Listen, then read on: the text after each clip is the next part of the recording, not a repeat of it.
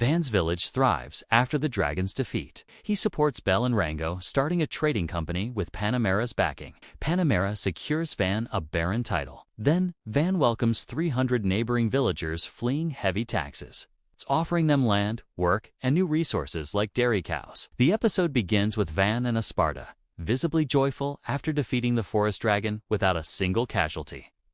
The walls Van built proved their worth. Without them, the outcome would have been dire. Esparta suggests that since the city walls are complete, Van should focus on urban planning, as he needs to build a city capable of housing 10,000 people. To create an attractive destination and draw in new residents, they will need fresh infrastructure. At that moment, Till and Camson arrive to announce that Bell and Rango have returned with merchants from the Merry Trading House who wish to purchase materials from the Forest Dragon. Van, excited by the prospect, agrees and begins dreaming of a city where everyone can enjoy living. The scene shifts to the Merry Trading House merchants examining the dragon's remains. Van wonders how much they will offer, noting the dragon's massive size and the pristine condition of its scales, claws, fangs, and eyes. He estimates the materials are worth at least 100 platinum plates, recalling that one platinum plate is worth approximately 100 million yen. He is shocked to realize he is sitting on 10 billion yen from a single dragon. When he asks the merchants for their assessment, one praises the quality and urges Van to sell to them, claiming they are the most reputable merchants with royal backing. However, they offer only 60 platinum plates. Van asks to consult Bell and Rango, but the merchants dismiss the brothers as too young and inexperienced.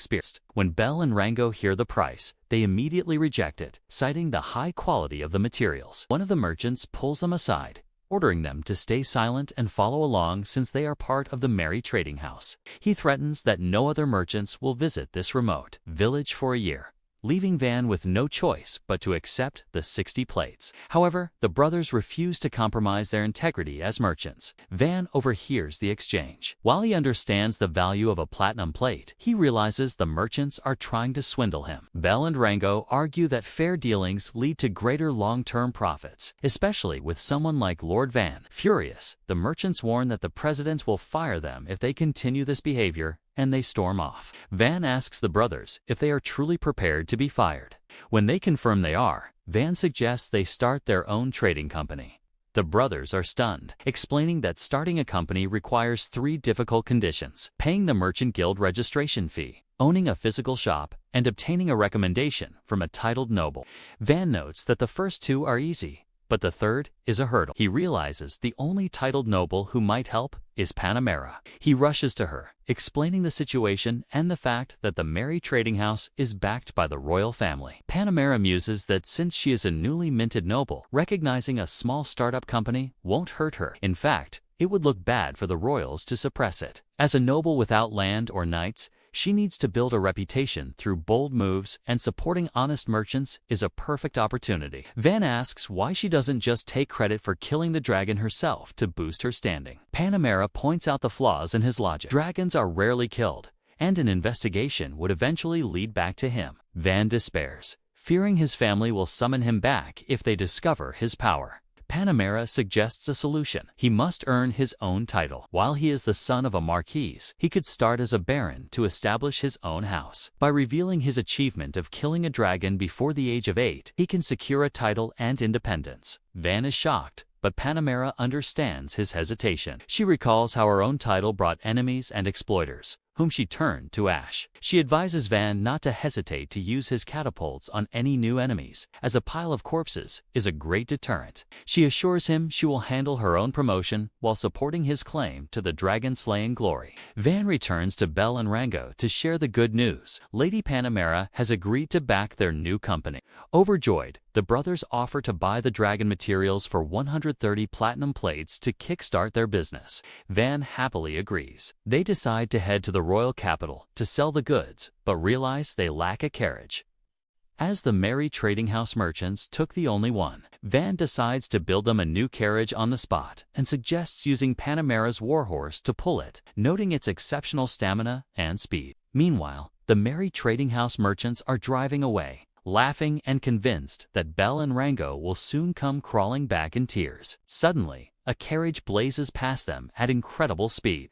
It is driven by Panamera, carrying Belle and Rango. The merchants are horrified to see the brothers accompanied by a viscountess, realizing their company is now a reality. In the royal capital, Scaria, Panamera meets with the king. Instead of asking for a promotion for herself, she requests a title for Van. The king is surprised, as he hasn't met the man she's praising. She explains that Van is the governor of a remote village and cannot leave his post, but his achievements are peerless. When the king asks for details about this production magic user, who isn't an elemental mage, Panamera reveals he is the son of Marquis Versio and only 8 years old. She recounts how Van saved the village from bandits, built fortified walls and moats, and successfully killed a forest dragon.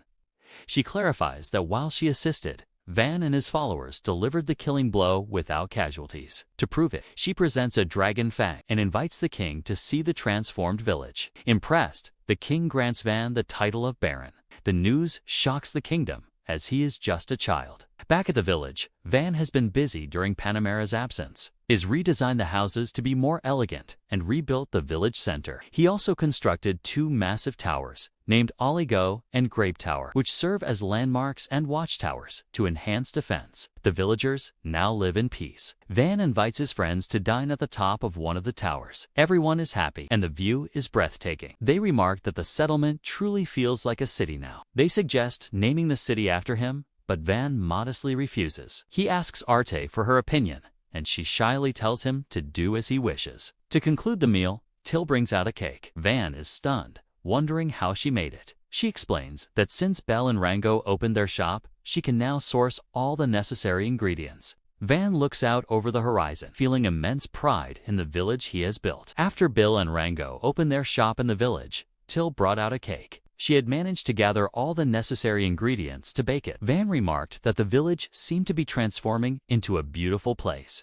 Everyone was amazed by the cake's delicious taste. Van asked Till why she wasn't eating, and she explained that she had been so immersed in baking lately that she'd been eating cake every day, and her weight had reached a worrying state. Van then noticed Campson staring off into the distance and asked what was wrong. Campson replied that there was a group of people approaching who didn't look like soldiers or adventurers. The scene shifts to this group standing before Van. One of them asked, "Is this Sayatho village?" Esparta explained that he had heard a people called the Sayatho lived on this land before the village was built, which is why it bears that name. Van was surprised to learn the village had a name all along. One of the newcomers remarked that the place had changed so much he could hardly believe it. When Van asked why they had come, one of the men explained that they were from a neighboring village. They were burdened by heavy taxes and lacked enough young people to work, leaving them barely able to survive.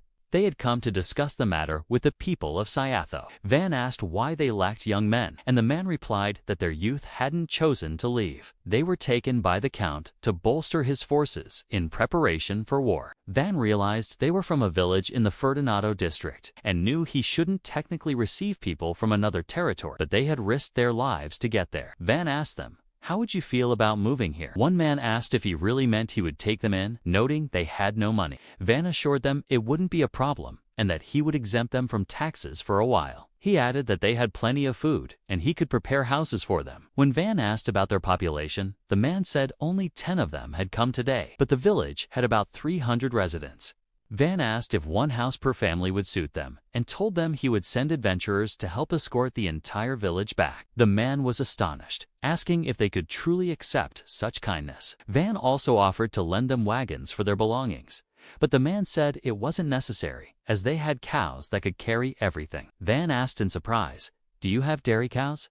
The men confirmed that their district had fertile pastures, so they had 10 cows. Van realized that with cows, they could produce milk, cheese, and butter, new industry for the village. The scene moves to the villagers migrating to Van's village. Ortho remarked that Lord Van was welcoming 300 people just like that, and noted that the reward for this mission was very generous. Florial told them they were almost there and to keep a close watch on their surroundings, reminding them that the last time they got distracted chatting, a forest dragon attacked. Ortho asked one of the villagers if she was all right, and she said she was, though she admitted she had been against the move because they were relocating from a remote place to an even more isolated one. The scene transitions to the villagers arriving at Sayatho. Van welcomed them and, Seeing they were exhausted from the journey, offered them all the grilled meat they could eat before they rested in the houses he had prepared. He instructed Till to lead them to the food. Van thought to himself that preparing houses and a barbecue for 300 people was hard work, but well worth the effort. One of the villagers asked Van if there was any work they could do, as they wanted a way to earn a living.